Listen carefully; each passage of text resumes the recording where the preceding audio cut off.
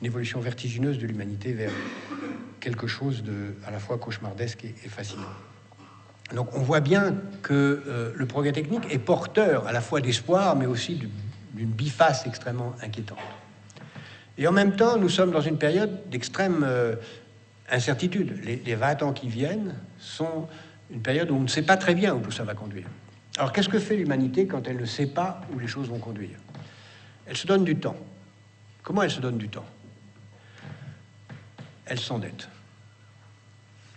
S'endetter, c'est une façon de dire, écoutez, on verra plus tard. Pour la question.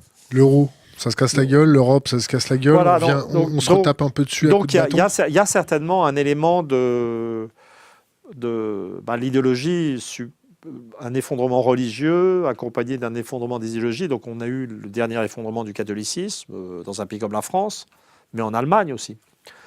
L'effondrement du communisme, enfin l'effondrement de tout. Et c'est clair que la fixation sur l'Europe et sur l'euro est dans les classes supérieures une sorte de cristallisation, un substitut. Ils vont s'y accrocher jusqu'au bout. Moi j'ai déjà j'ai déjà parlé de veau d'or monétaire, et c'est un truc assez classique. Quand vous êtes dans une phase d'effondrement du religieux, ce qu'on constate généralement, empiriquement, je dis ça sans aucun jugement de valeur morale, c'est les valeurs qui montent, c'est le sexe et l'argent. Si vous revenez à l'analyse que j'ai faite au départ de ces trois zones, les journalistes sont partie prenante et sont les leaders intellectuels du monde des bobos. Donc, si vous voulez, quelque part, en effet, il faut voter Macron, parce que Macron, c'est l'un d'entre nous, quoi. Et le drame, c'est que les classes politiques, il n'y a pour ainsi dire plus aucun homme politique qui est identifié à ces gens des provinces.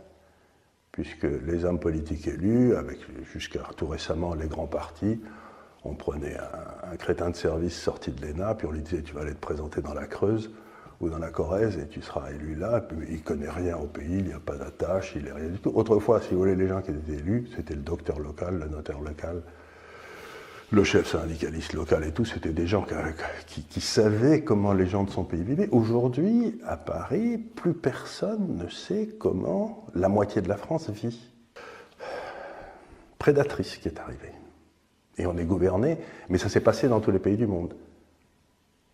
Et pour justifier de leur prédation, ils vous disent que la nation, de toute façon, c'est une chimère, c'est un leurre, etc., qu'il faut aller vers un gouvernement mondial et autres. Tellement insupportables dans leur certitude d'avoir raison, qu'ils essayent même de nous forcer à utiliser les mots qu'ils utilisent. C'est-à-dire qu'ils utilisent, maintenant ils essayent de capturer le langage pour nous forcer à parler comme eux.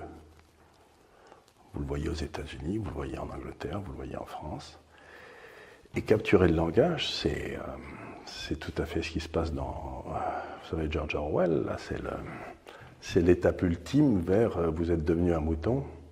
Comme le disait Solzhenitsyn, la raison pour laquelle ils capturent le langage, les totalitaires, parce que ces gens-là sont des totalitaires, il ne faut pas se tromper, hein.